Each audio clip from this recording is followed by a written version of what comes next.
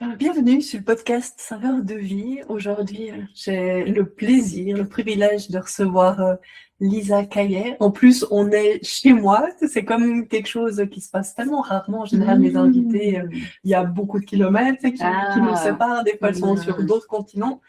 Mais là, c'est un honneur de te recevoir chez moi. Bienvenue. Écoute, merci beaucoup pour l'invitation et tellement contente qu'on partage ce canapé là maintenant. Ouais, à fond, tellement. Donc, Lisa, moi, je t'ai connue il y a quelques années. Tu es la fondatrice d'Espace au féminin.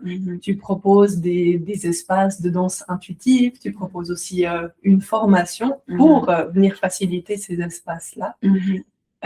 Et puis, c'est par ce biais-là, moi, je ne me souviens plus la date, mais je me souviens très bien d'avoir vu une publicité pour de la danse libre, danse intuitive sur Facebook. Et puis, j'étais là comme...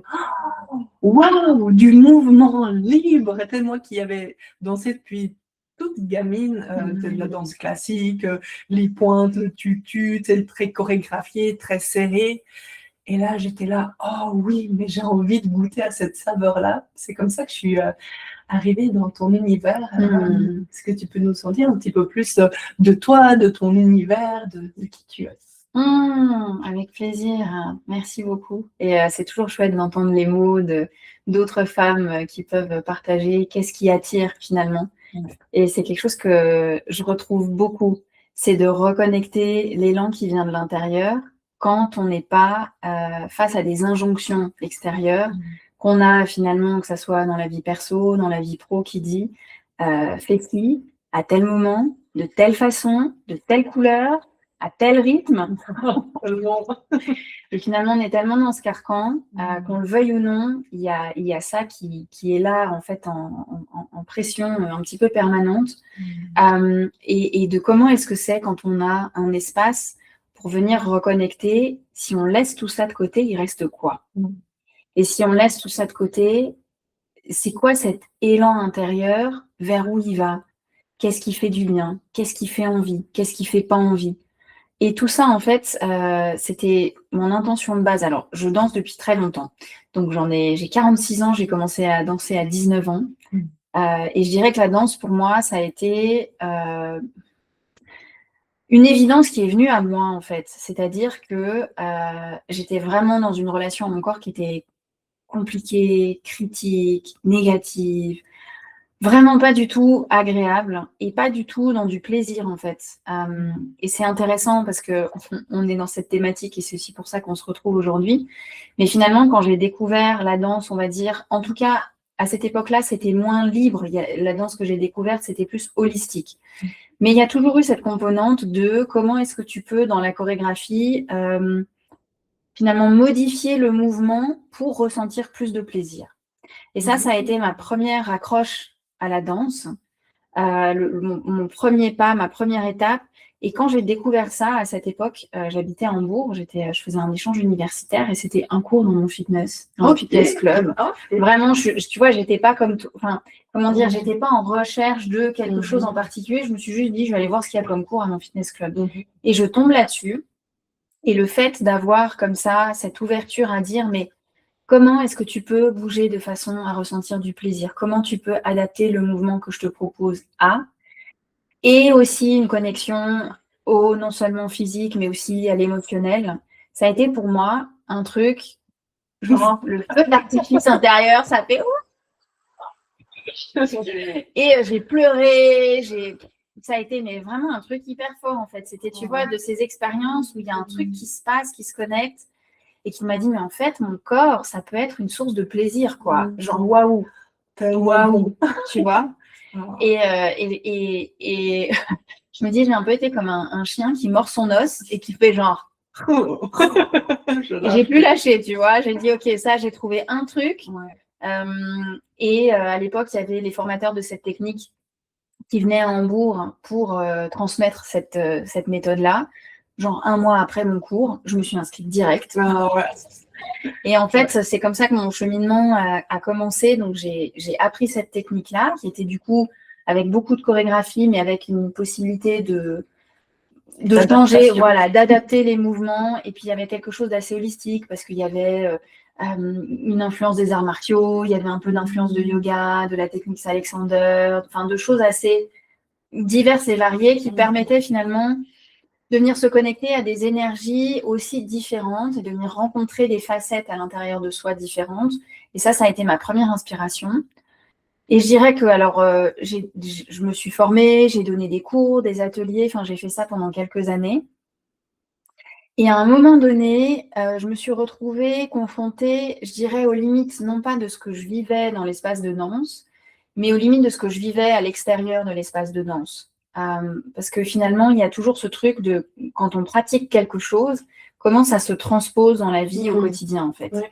Et comment est-ce que les personnes qui transmettent ça le vivent dans le quotidien. Et qu'est-ce qu'il y a comme alignement et comme intégrité entre les deux? Et j'ai été confrontée, je dirais, finalement assez tôt dans ce parcours, de voir, alors c'était une technique américaine, voilà, des Américains, un trademark avec toute une structure derrière, de tu utilises le nom, tu payes une licence, tu payes ci, tu payes ça. Et je me suis retrouvée dans un système où à la fois ce que je vivais dans la salle de danse était extraordinaire, et en même temps, je me rendais compte que dans mon quotidien, il y avait aussi quelque chose où il y avait beaucoup de limitations. Déjà, c'était pas possible de vraiment bien gagner avec ce que je faisais parce que ça demandait un investissement avec cette licence et tout ça. Il y avait une marge de manœuvre qui était quand même assez restreinte par rapport à ça. Et la façon dont c'était géré, je veux dire en dehors de l'espace de danse encore une fois, mais sur cette structure-là, j'ai eu pas mal de déceptions et pas mal de choses où je me suis dit, mais en fait, je veux pas continuer à transmettre cette danse-là, sachant que je suis pas en accord avec le système qu'il y a derrière. Bon, du coup, à un moment donné, je me suis dit, non, il y a quelque chose qui est pas cohérent, j'arrête de transmettre ça. Du coup, j'ai moins dansé pendant quelques années, mais je suis plus allée vers des choses, je dirais, psychosomatiques. À la fois, du coup, c'est là où je me suis ouverte à tester tout ce qui était danse libre, danse consciente, ces espaces-là, où j'ai plus exploré ça. Et puis des choses aussi beaucoup plus où, en tant que du coup cliente, j'ai fait mon cheminement de relation au corps, par exemple une technique comme la bioénergétique, enfin de choses où j'allais explorer mon monde intérieur à travers la sagesse du corps et des ressentis et de venir me réconcilier aussi en dehors de l'espace de danse finalement. Et ça a nourri, et je raconte tout ça un petit peu plus parce que ça a nourri là où j'en suis aujourd'hui. Ça m'a amené à me former en somatic experiencing, qui est une technique, alors pour le coup, c'est de la thérapie du traumatisme, mais qui passe par le corps principalement et pas par raconter, par la parole. Bien sûr, on parle, mais c'est quand même beaucoup d'outils de reconnexion au corps et à se sentir en sécurité dans le corps. Et ça, finalement, c'est quelque chose qui m'a beaucoup inspirée. Et je dirais ma dernière inspiration, c'est tout ce qui est les espaces entre femmes. Avant le Covid, je suis allée aux États-Unis dans un certain nombre d'espaces, notamment une famille qui s'appelle Mama Jenna, et qui, là aussi, qui m'a ouvert un univers assez incroyable où je me suis rendu compte, et il y a aussi la reconnexion au féminin, en fait, qui pour moi est essentielle et que j'ai envie d'amener dans mes espaces et que j'ai envie de transmettre. Donc, tout ça, en fait, est venu nourrir ce que je propose aujourd'hui dans les espaces de danse intuitive, de comment se sentir en sécurité et bien à accueillir et le corps, les ressentis, les émotions. Comment, dans cet espace, reconnecter le féminin et la sensualité. Et à côté de ça, comment faire en sorte pour que ça soit cohérent avec ce qui se passe dans la vie en dehors de l'espace de danse. Tellement. Tu vois, qu'il n'y ait pas cette dichotomie entre je danse et c'est magnifique, c'est génial, j'oublie tout. Et je reviens dans ma vie au quotidien et ça fait est-ce que je peux retourner dans le truc? Ouais, tellement. Ouais. Mais tu sais, de ça, moi, j'ai un souvenir quand je faisais les cours avec toi. Je pense que ma fille, elle devait être petite. En tout cas, j'ai un souvenir qu'il y a une fois, j'étais épuisée.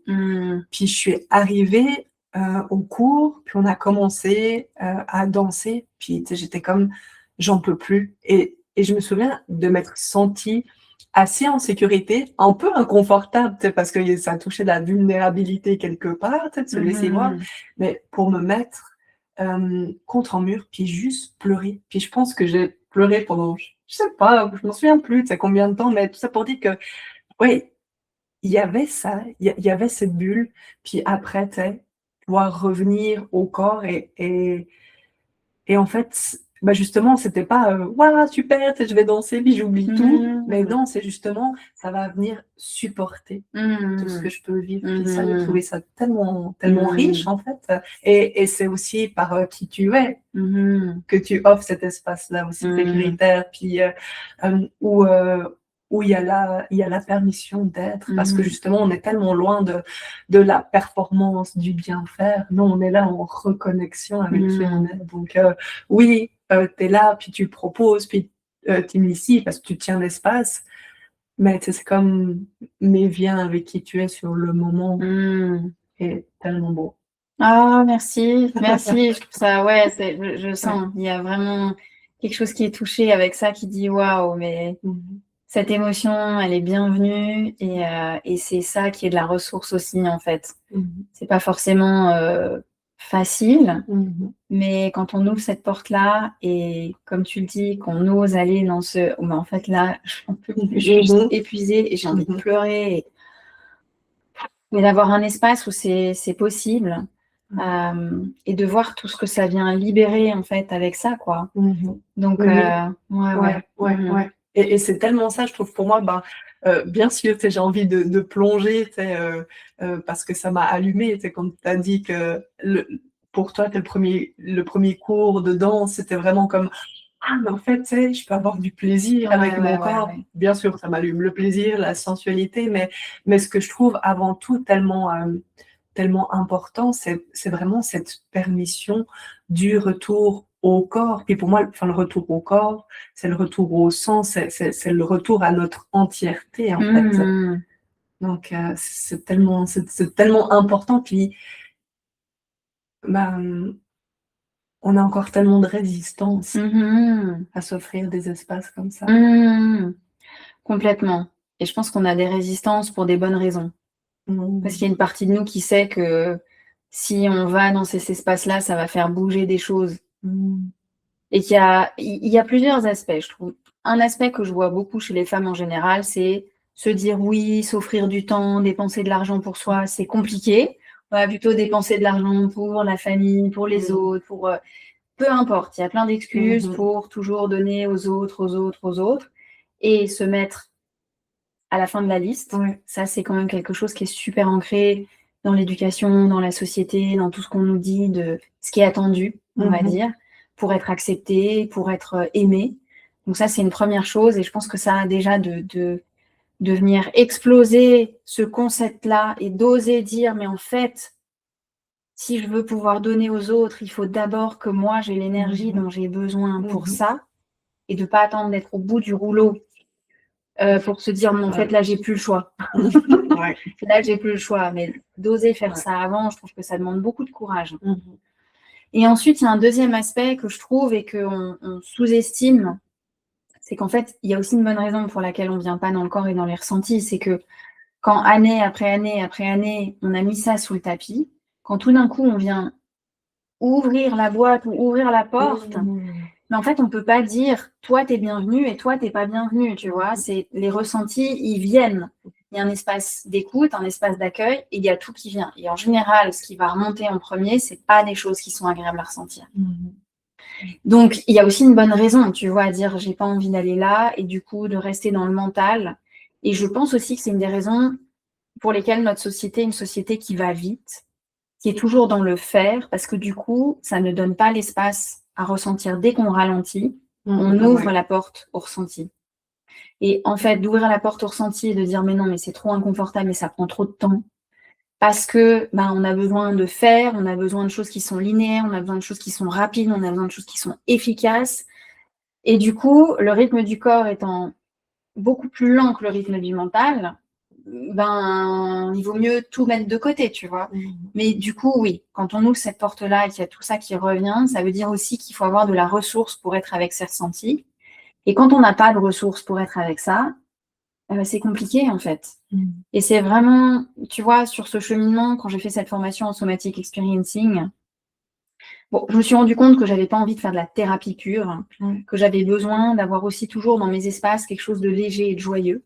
Et ça, c'est quelque chose que la danse amène facilement, finalement. Ça peut aller à la fois en profondeur et en même temps facilement amener le pétillant. Mais c'est vraiment ce que j'ai touché du doigt, ce que j'ai vu et chez moi et chez les autres, c'est de quoi est-ce qu'on a besoin pour se sentir en sécurité, à être dans le corps, à être dans les ressentis. Mhm. Et bien sûr, c'est quelque chose, c'est comme toute relation, ça se nourrit en fait. Ouais. C'est pas un truc de hop, on appuie sur un bouton et ça y est, non, c'est à chaque fois encore et encore, ok, est-ce que je peux accueillir un petit peu plus? Qu'est-ce que je ressens là? Ok, qu'est-ce qu'il y a comme ressources? Typiquement, tu vois, c'est d'être ici, de dire ah ouais, là je sens les fesses sur le canapé, je sens le soutien, je sens que du coup je peux relâcher un petit peu du poids du corps. Ok, là j'ai le cœur qui bat un petit peu vite. Mettre une main, me dire ça va aller quoi. Et des petites choses comme ça qui petit à petit permettent de se sentir en sécurité, de dire ouais c'est ok. Ouais. Tellement. Ouais, c'est sûr, mais c'est vrai, je l'entends aussi, puis pour l'avoir vécu, te dire, non, mais peut-être les portes qu'on n'ouvre pas, comme ça, on n'a pas trop de risque de tout, que ça nous pète à la figure, ou ce truc puis que ça nous pète à la figure aussi de plus réussir à faire face, comme si ça allait nous submerger, puis qu'on va être englouti par tout ce bien qu'on sûr. sent. Ouais. C'est ça, alors que c'est sûr que ça reste une illusion d'appuyer sur un bouchon. Mais on fait du mieux qu'on peut à chaque instant. On fait du mieux qu'on peut. Et je pense qu'à un moment donné, quand la petite voix à l'intérieur, elle dit mais il y a besoin de changer quelque chose, il y a besoin de suivre ce désir, il y a bien besoin de suivre cet élan, il y a un truc. Et à un moment donné, écoute, chacun a son rythme. Et parfois, c'est aussi d'aller justement la tête dans le mur et puis un truc dans la vie, que ça soit un accident, une maladie, une séparation, un changement qui dit mais en fait, c'est ça. Il y a besoin de changer quelque chose. Et du coup, il y a une ouverture à prendre ce risque-là. Mais tellement. Donc, mais souvent, puis moi, la première, peut-être de m'être pris des murs dans la face, c'est ça qui, qui amorce l'action, le changement, la transformation, parce que c'est comme bon. Voilà, maintenant ce qui s'est passé. Mais bien sûr. Ouais. Et puis après, il y a l'autre catégorie aussi. Parce que c'est bien de faire des catégories, j'en sais rien, mais parce que on parle d'avoir un retour au corps. Des fois, ça peut être impressionnant de ressentir ce qui se passe à l'intérieur de nous pour toutes les raisons qu'on a évoquées. Puis après, il y a aussi, pour discuter avec beaucoup de femmes, peut-être se dire, ok, pour moi, le retour au corps, c'est pas tant ça, mais en fait, c'est plus le plaisir qui me fait peur. Ce rapport au plaisir, ce rapport au sens, à s'autoriser, à bouger, à se toucher, à la sensualité. Et ça c'est challengeant aussi pour beaucoup. Ouais, oui, parce que je pense qu'on s'imagine qu'on a surtout peur de nos parts d'ombre, mais qu'au final, on a beaucoup plus peur de notre puissance. Et moi, c'est dans cette catégorie-là que je mets cette peur, tu vois, de se reconnecter au plaisir, à la sensualité, c'est qu'on a peur de notre puissance. Et je pense qu'il y a une bonne raison aussi, enfin, il y en a plein, il y en a plusieurs, mais parce que la puissance des femmes, elle a quand même été vraiment, tu vois, tous les bûchers de sorcières, ça remonte pas à si longtemps que ça non plus, en fait. Et les femmes qu'on a brûlées, c'était des femmes qui étaient libres. C'était des femmes qui étaient connectées à leur sagesse. C'était des femmes qui étaient connectées à leur puissance, à la puissance de leur corps, de leur sens, à la puissance de la nature. Et ça a été démonisé et ça a été, écrasé. C'est des mémoires qu'on a, et en Europe quand même encore beaucoup, et qui sont pas si lointaines que ça, en fait. Donc, il y a vraiment ce collectif aussi qui dit, mais en fait, c'est dangereux. C'est vraiment dangereux. Et je pense que c'est quelque chose, c'est des mémoires qu'on porte encore, tu vois, et toutes ces femmes que je vois, et je pense que c'est quelque chose que tu connais bien avec ce podcast aussi, c'est d'oser aller dans plus de visibilité. C'est d'oser rayonner plus. C'est d'oser prendre sa place plus. Purée, mais c'est tellement flippant, en fait. Et je vois que ça, c'est quelque chose qui revient énormément chez les femmes. C'est, ok, j'ose me montrer, j'ose prendre ma place et de surmonter toutes ces peurs qui disent, mais il va t'arriver un truc, non, fais pas ça, n'y va pas. Et ça va à l'encontre de tellement de choses qui sont... Pour moi, il y a toujours l'aspect individuel et personnel de l'histoire, de notre éducation, de ce qu'on a vécu, etc. Et je trouve, ceci dit, qu'on oublie très vite et trop l'aspect collectif et historique de ce qu'on porte avec nous, de venir se dire, mais qu'est-ce qui cloche avec moi? Pourquoi j'arrive pas? Pourquoi je ressens pas? Pourquoi c'est pas plus simple de m'ouvrir à mon plaisir, à ma sensualité? Et d'essayer de trouver la raison chez soi. Et je pense que c'est une erreur, en fait. Je pense vraiment que c'est le contexte général qui est le principal frein à ça. Et que c'est aussi de remettre en perspective et de se dire non, en fait, il n'y a rien qui cloche avec toi. C'est complètement normal. C'est complètement logique que tu aies peur du plaisir et de la sensualité, de ta sexualité, de ta force de vie. Totalement logique. Mais après, la question, c'est OK, qu'est-ce qu'on fait avec ça? Et je pense que là encore, c'est quelque chose à la fois, bien sûr, c'est une exploration individuelle, mais je pense aussi qu'en tant que femme, on a vraiment besoin d'espace entre femmes où on peut, tu vois, faire ces expériences ensemble, se soutenir. Et du coup, il y a quelque chose qui peut s'apaiser de dire, mais en fait, je suis pas seule. J'ai aussi ma tribu avec moi. Et s'il y a un truc, tout d'un coup, ben, ma tribu, elle est là, ma communauté, elle est là. Et il y a d'autres femmes qui font ce chemin avec moi, qui traversent ces zones d'ombre, qui vont de plus en plus dans leur lumière et qui me voient et qui peuvent me, tu vois, me prendre la main et continuer à cheminer avec moi. Ouais, totalement, totalement. Mais c'est vrai, enfin, une fois de plus, tu sais, ça demande quand même en premier pas, c'est pour s'ouvrir, parce que des fois, c'est aussi le regard de ces mêmes femmes, tu sais, qui peuvent faire peur, parce qu'il y a tellement de jugements, justement, qui peut être porté entre « Ah, mais celle-là, si, parce que, tu sais, j'ai l'impression qu'elle se permet tout, ou alors elle est vulgaire, ou comme ci, ou comme ça, puis ah non, mais c'est... » Enfin, tu sais, et puis c'est par ces images-là où toutes ces croyances qu'on a dans la tête, mais qui nous enferment, à la place de se dire « Ok, mais tu sais, si je réagis à ce que je vois, c'est qu'il y a une part à l'intérieur de moi, tu sais, qui a l'élan d'aller voir. Tu sais. Puis surtout, j'ai l'impression si c'est désagréable, tu sais, si on est en rejet face à quelque chose, c'est se dire ok, est-ce que à quelque part il y a quelque chose que je m'interdis, mais mon Dieu, qui me fait profondément du bien de lâcher, de venir jouer, de venir expérimenter. Et après, c'est clair, c'est d'en faire des forces dans la collectivité, et partager des moments comme ça. Ouais. Mais je pense que c'est pour ça qu'on a besoin d'espaces, qu'ils ont des espaces en dehors du quotidien, où il y a aussi des choses sur lesquelles on se met d'accord, en fait. Qu'est-ce qu'on fait dans cet espace ensemble? Si par exemple, typiquement, c'est un espace pour aller explorer le plaisir, la sensualité, c'est d'aller regarder de quoi est-ce que chacune a besoin pour se sentir en sécurité là-dedans. Et de toujours commencer par prendre un temps pour ça, parce que c'est tellement normal, humain, logique de, tu vois, d'avoir des choses qui remontent et qui disent, mais donc, c'est d'amener ça et de regarder comment créer un espace qui est aussi bienveillant que possible, qui est aussi accueillant et de quoi il y a besoin pour se sentir en sécurité. Et de finalement donner le choix aussi. Ça, je pense que c'est quelque chose qui est super important, c'est de dire, est-ce qu'on va explorer ensemble? C'est des propositions, c'est des invitations, et chacune est toujours souveraine en fait, de dire mais en fait là, moi je vais juste ici, mais je vais pas plus loin, et de pas forcer. Non. Et ça, c'est pas des choses qui dans le quotidien se font facilement, parce qu'il y a trop cette pression de vouloir aller au même rythme que les autres, ou bien devoir faire ci, faire ça. Donc, ça me paraît très compliqué d'aller explorer ça dans un cadre qui n'est pas un cadre qui est vraiment clair, qui est structuré, qui est posé et où on vient se mettre d'accord. Mais du coup, quand il y a des espaces comme ça, ben, c'est la magie de ces espaces-là. Voilà. C'est qu'il y a la possibilité d'aller explorer ce qu'on ne peut pas explorer en dehors. Hein. Ouais, 100%. 100%. Ouais. Et toi, tu as offert, et c'est encore d'actualité, Élan sensuel en programme. Tu peux nous en dire un petit peu plus? Qu'est-ce que c'est? Un teasing. Ouais. Est-ce que tu veux voir l'épaule ou dis-nous comme tu veux. J'adore.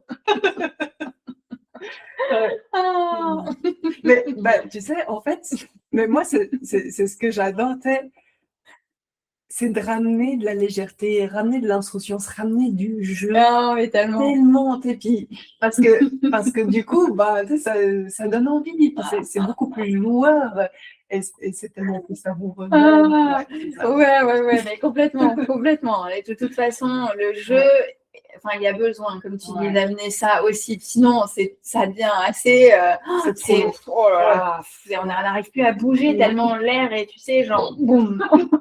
Ok, alors là, c'est pas l'épaule, je vais juste bouger le petit doigt, quoi. Ouais, complètement, complètement. C'est toujours une question, encore une fois, de trouver de la ressource pour aller rencontrer ce qui est plus challengeant, quoi. Et pour moi, la légèreté, le jeu, c'est des ressources, mais alléluia, quoi. Donc, ouais, vraiment. Donc, élan sensuel. Je pense que c'est parti, effectivement, de ce constat dans mes espaces de danse intuitive et dans les différentes propositions que j'ai faites, de voir là où il y a le plus de résonance. Et finalement, là où il y a quelque chose, j'ai beaucoup de femmes qui disent oh, mais ça, en fait, ça m'attire, ça me fait envie, ça, j'ai envie d'explorer. Et une des thématiques qui revient le plus, c'est la connexion au plaisir et à la sensualité, en fait. Et donc, de voir ça et de voir, ouais, il y a vraiment quelque chose. Et il y a un besoin, il y a une demande, il y a une envie, et puis il y a quelque chose qui match entre ce qui me parle, moi, dans mes explorations, dans les espaces entre femmes dans lesquels j'ai été, de tout ce que j'ai finalement pu goûter, expérimenter, et de voir, ah ok, là, il y a vraiment quelque chose. Et puis parce que je pense que sur mon chemin personnel, il y a eu cette prise de conscience de le plaisir et la ressource la plus oubliée, je trouve. La ressource qui est la plus mise de côté. Ah oui, c'est ça, c'est parce que, c'est comme, parce qu'elle n'est pas oubliée, genre, oh, moi, j'y avais pas pensé, enfin, j'y avais pas pensé, mais parce qu'il y a du tabou là-dessus, ou parce que je pense que pour beaucoup, le plaisir passe en dernier. Il y a d'abord ce qu'on doit faire, tu vois, dans ce sens-là. et de dire, et je prendrai du temps de plaisir après. Mais le plaisir au sens large du terme, tu vois, de totalement. Qu'est-ce qui m'anime. Il faut le mériter des fois. Mais c'est ça. Ah, Donc je vais d'abord cocher toutes mes cases, et s'il reste du temps, je vais prendre plaisir à quelque chose, m'offrir quelque chose. Donc ça déjà, ça passe à la trappe. Donc il y a un truc qui est entretenu comme ça, qui dit, mais en fait, ça se mérite. Ou alors il y a ce truc qui dit, pour être capable d'avoir accès à mon plaisir, il faut d'abord que j'ai guéri tous mes traumatismes, que j'ai fait une thérapie, 2, 3, tu vois, que j'ai vraiment travaillé sur moi, genre, tu vois, c'est du boulot, quoi. Alors, je ne dis pas que c'est accessible instantanément pour tout le monde facilement. Je ne dis pas ça non plus. Mais je pense que c'est beaucoup plus facilement accessible que ce que la plupart des femmes pensent. Ouais, tellement. Oui. Et que c'est finalement ça qui a besoin d'être ramené dans une nouvelle perspective. Et c'est là où beaucoup de femmes ont des idées reçues qui, à mon sens, sont obsolètes et sont pas constructifs et sont des bâtons qu'on se met soi-même dans les roues, en fait. Totalement. Et pour moi, le plaisir, c'est du fuel, en fait, tu vois. Typiquement, avant de venir chez toi, je me suis dit, alors, j'ai ouvert mon placard et j'ai dit, oh, ma veste en fausse fourrure. Mais ça va m'accompagner. Oh, mes super lunettes de soleil en jaguar. Oh, mais tu vois, c'est des petits trucs tout bêtes, mais finalement, il y a beaucoup de choses qui sont facilement accessibles et qui donnent de l'énergie et qui font vibrer rapidement. Et pour en revenir à la danse, je trouve que la musique est une porte d'accès qui est hyper simple, en fait, tu vois. Et qu'on oublie beaucoup parce qu'il faut enchaîner, qu'on ne fait pas de pause et que bloup. Et finalement, c'est comment ramener un accès à ce plaisir, un accès à notre sensualité qui est facile dans le quotidien. Et pour revenir sur élan sensuel, parce qu'il y a plusieurs portes d'entrée, tu vois, il y a la porte d'entrée de se dire, je vais prendre une journée, un week-end, plusieurs jours, peu importe, mais vraiment de prendre un rendez-vous dans l'agenda, qui est quelque chose qui fonctionne. très bien et qui est important à faire. Mhm. Et il y a comment intégrer ça dans le quotidien, en dehors de ces expériences-là. Mhm. Tu vois, de continuer à amener quelque chose qui est nourri dans le Ouais. quotidien, en fait. Totalement. Et je me suis rendu compte que pour beaucoup de femmes, c'est quelque chose qui manque.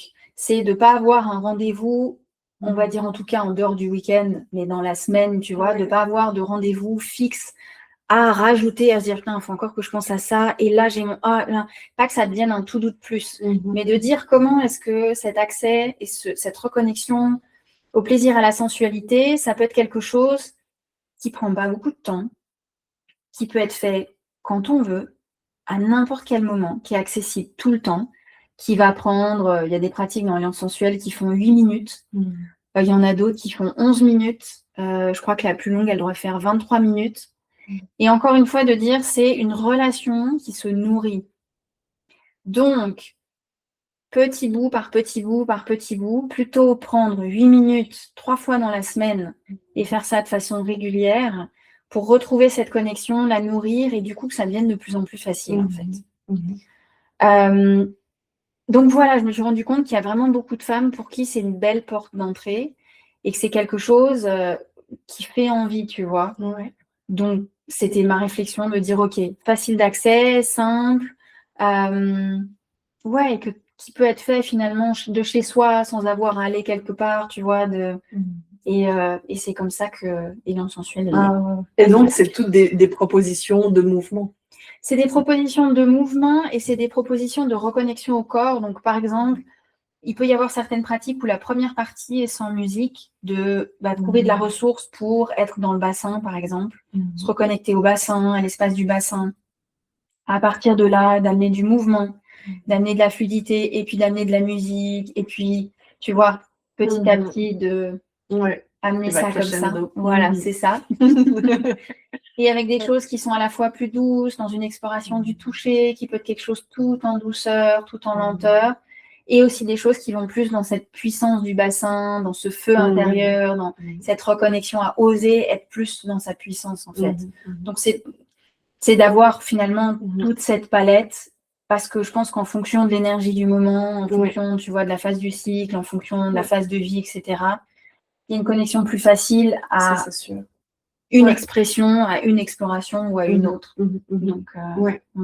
Puis, moi, ce que j'aime en ouvrant ces portes, c'est après, ça allume des lumières dans notre quotidien, dans le sens où, là, tu parlais, peut-être tout d'un coup, on a plus envie de douceur, alors peut-être ce sera quelque chose de doux, puis tout d'un coup, un jour, tu es sous la douche, tu es en train de te savonner, puis là, ça t'allume, c'est ça, ce contact, ou juste tu as les mains sur ta tasse de café ou de thé, puis c'est comme tu reviens dans l'instant, et puis tu peux goûter à la saveur de ce que tu es en train de t'offrir, parce que bien souvent, on est là, j'ai pas le temps, ou je connais pas, alors qu'il y a plein de choses, assurément, qu'on fait déjà, mais quand, en fait, on est juste déconnecté de tous ces gestes-là, donc ramener de la conscience aussi. Oui, complètement. C'est pas forcément des choses qui prennent beaucoup de temps, clairement. Oui. Elles prennent pas beaucoup de temps, mais qu'est-ce qu'elles alimentent, elles mettent leurs épices dans la vie, puis ça fait profondément du bien. Ouais, tellement. De s'autoriser à se réapproprier son corps, à réhabiter sa vie, pour pouvoir la savourer, la goûter. Moi, c'est des verbes que j'adore. Je les trouve bons, tu vois, c'est ça. Du coup, ça donne plus envie, c'est plus pétillant, c'est beaucoup plus vivant, parce que à combien de fois on se dit, mais j'aimerais tellement ça, me sentir plus libre, puis plus vivante. Ouais, regarde déjà. C'est quoi l'attention que tu mets là-dessus? Parce que des fois, justement, oui, mais alors ça voudrait dire. Puis là, on a des grandes idées ou changer tout au tout. C'est vrai. C'est vrai, alors qu'il n'y a pas du tout besoin de ça, en fait. Oui, et en plus, tu sais, quand je te regarde parler ça, tu es là, je me dis, mais en fait, il faudrait mettre la caméra dans ces moments-là en face de toi. Pour voir toutes les mimiques. Et c'est quelque chose, tu sais, c'est quelque chose qui est tellement communicatif, en fait, de te voir là-dedans et de dire, oui, c'est ça. Oui. Je reprends une vidéo exprès. mais oui, mais tellement, tellement. Ouais. Et du coup, je relis une phrase que j'ai prise sur ton Instagram qui m'a tellement parlé, où tu dis: «Ton plaisir, ce n'est pas un luxe, c'est un essentiel». Ça, c'est comme, voilà, tout est dit. Comme de fin, tout est dit. À méditer, on revient dans une semaine. C'est ça. Ouais. Ouais, c'est ça. Ouais, Puis, ouais. je profite, peut-être, vous qui nous écoutez, qui nous regardez, peut-être juste prendre le temps de se dire: «OK, mais et moi, c'est quoi mon rapport au plaisir?» Puis on s'entend nouveau plaisir au sens large. Puis c'est quoi mon rapport ou rien qu'avec le mot fait plaisir? Parce que rien que des fois avec ce mot, on peut sentir plein de choses à l'intérieur de nous. Tu soit de l'excitation, soit ça ouvre, ou soit tu déjà un peu plus de réticence ou de même, pas de l'ignorance, mais comme peut-être ça me fait ni chaud ni froid à ce moment-là, tu vois? d'indifférence. Ouais, Merci. voilà, merci, Ouais, ouais. d'indifférence. C'est Ouais. juste se poser la question: «OK, et c'est quoi mon rapport au plaisir?» Se dire: «Qu'est-ce que ça évoque en moi?» Tu sais, c'est pas en luxe, c'est en essentiel, tu sais? En Ouais. et du coup, comment je le vis dans ma vie? Puis si je me rends compte, que peut-être je suis en carence ou ça me manque, tu sais, par quoi je pourrais, commencer à venir, le réapproprier. Mmh mh. Oui, oui, oui.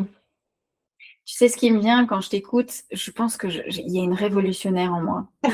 Mais je pense en chaque femme à part ça, hein. Tu sais, je pense que c'est une affirmation effectivement qui demande aussi à venir regarder un petit peu plus à l'intérieur, dans le sens où, ouais, c'est un essentiel, oui. Facile à dire quand on a du temps et que, je sais pas, je projette ce qu'on peut projeter sur moi, de me dire: «Moi, mais elle a pas d'enfant, elle travaille à son compte, elle peut faire un peu ce qu'elle veut de ses journées», c'est facile à dire, tu vois?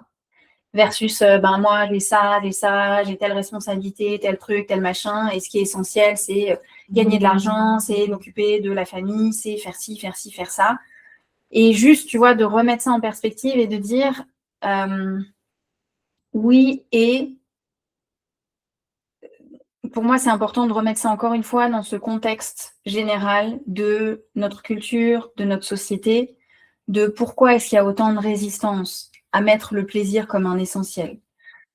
Déjà, pourquoi est-ce que c'est un essentiel? C'est un essentiel parce que c'est une ressource et parce que c'est ça qui nous connecte à notre force de vie, à ce qu'on désire, à ce dont on rêve, et c'est ça qui va amener de la créativité, qui va rendre les choses possibles aussi. Et à côté de ça, mais en fait, le plaisir, c'est pas quelque chose qui est productif. C'est quelque chose qui est complètement, je sais pas comment on dit, aproductif, pas productif. C'est absolument pas productif.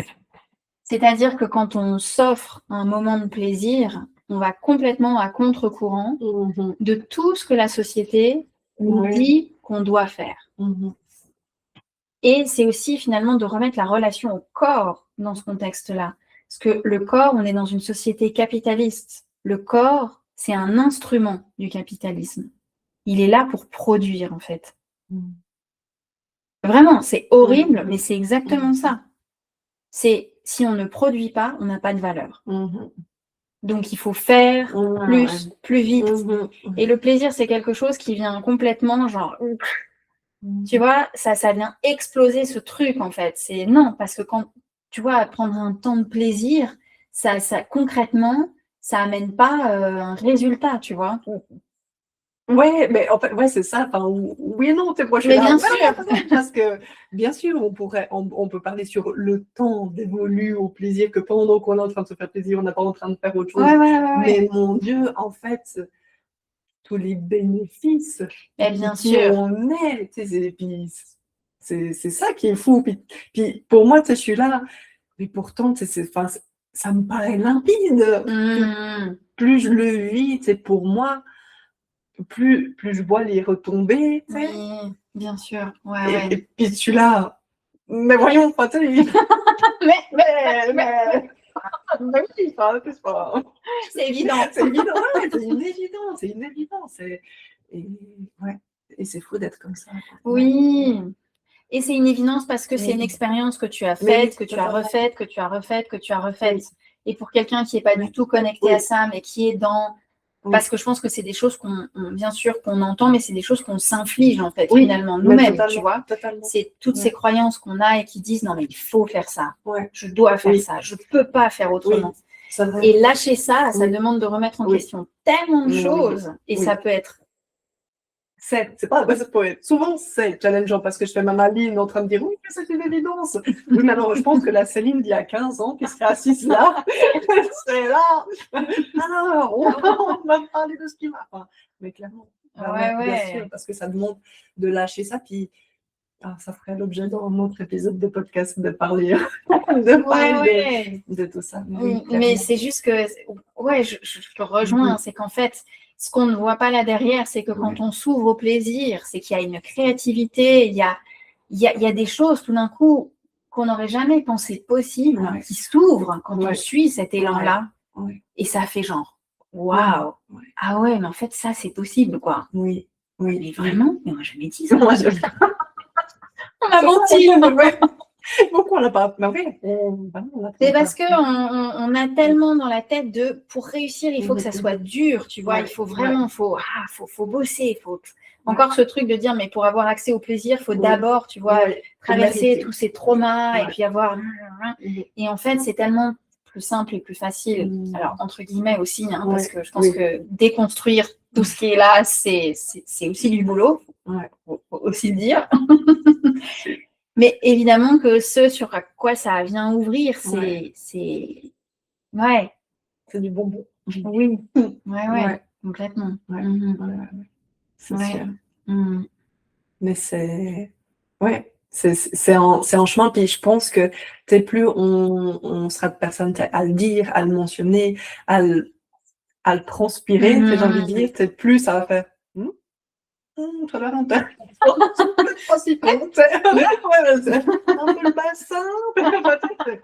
Mais oui, bah oui. Ouais, parce qu'on a besoin d'exemples, on a besoin d'espace de permission pour venir tester, s'essayer à ça, goûter à ça. Puis c'est ça, parce qu'une fois qu'on a goûté, là, on n'a plus envie de revenir. On a des rechutes, mais on est là.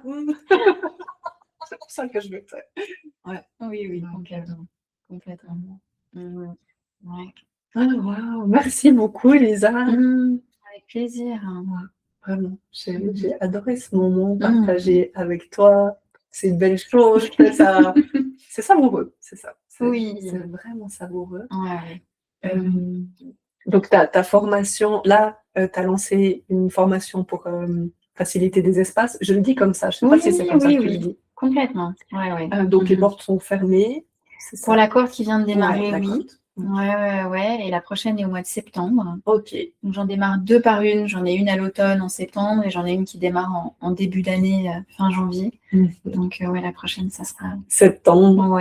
Et puis les cours que tu donnes, il y a autant en virtuel qu'en présentiel. C'est ça, Je donne un cours en ligne par mois et après j'ai des cours hebdomadaires en présentiel. Complètement. C'est le canton Fribourg, ensuite. C'est ça, exactement. Et sinon, elle en sensuel qui peut se suivre en autonomie. En autonomie, à n'importe quel moment. C'est disponible tout le temps. Et si les personnes qui nous écoutent, elles ont envie de connecter avec toi, est-ce que c'est par Instagram le plus simple ou site internet? Ouais, Instagram pour celles qui ont Instagram. Et sinon, bien sûr, email, ça va aussi. Via mon site internet. C'est possible aussi. Merci de ta présence. Puis avant de te laisser aller, j'ai envie de te poser une question que je pose à toutes mes invitées qui viennent.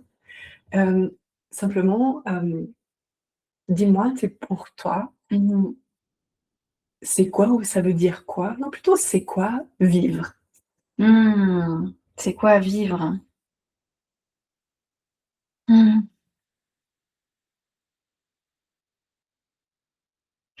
Je pense que vivre, pour moi, c'est oser dire oui. Oser dire oui à tout ce qui est. On